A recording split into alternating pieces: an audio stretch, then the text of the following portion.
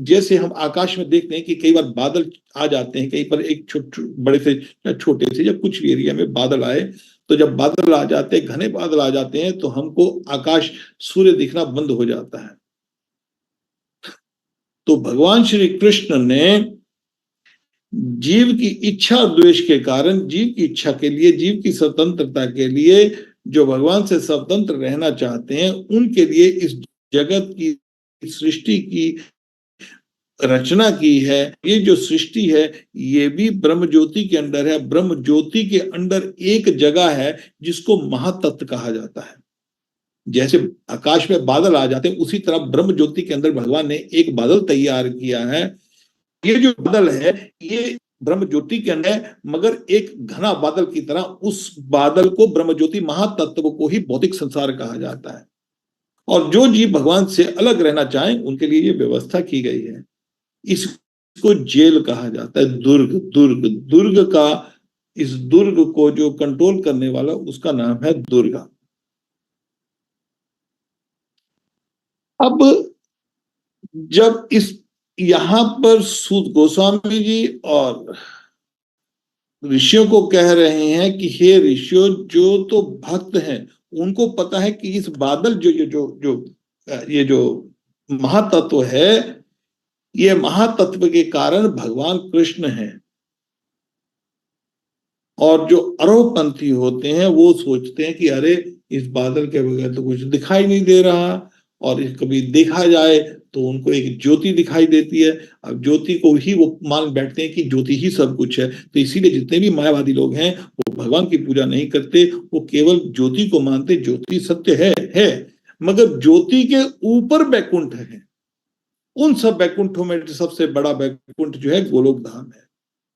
वो क्यों नहीं उनको बैकुंठ दिखता, क्यों नहीं उनको भगवान विष्णु दिखते, क्यों वो जो मायावादी लोग हैं, जो निरंकारीवादी लोग हैं, जो जो ये जो निर्विशेषवादी लोग हैं, वो भगवान को नहीं जानते, क्योंकि वो भगवान को अपनी बुद्धि से जानना चाहते हैं, नेति नेति करके। जिस तरह मैंने पिछले 2-1 सप्ताह में उनका थोड़ा सा वर्णन किया था, ब्रह्मवादियों का, परमात्मावादियों का।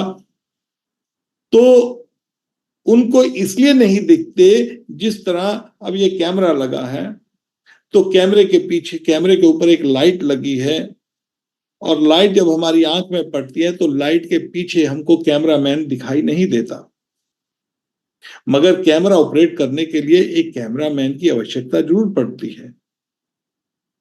तो उसी तरह ये जो ब्रह्म ज्योति है, ब्रह्म ज्योति के पीछे ठाकुर जी हैं हमारे, और वही ठाकुर जी वसुदेव प्रवेदा, वासुदेव प्रक्रिया, वासुदेव प्रयोगा, वासुदेव ही सब कुछ है। और वासुदेव के कारण ही ये कैमरा चल रहा है, ये ब्रह्म ज्योति वसुदेव के कारण चल रही है। और वसुदेव कृष्ण ने गीता के अंदर कहा कि ब्रह्मांड प्रतिष्ठा हम, उस ब्रह्मांड को बनाने वाला मैं हूं, उस ब्रह्म ज्योति को बनाने वाला मैं हूं, ये मेरे बगैर प्रकाशित नहीं हो सकती।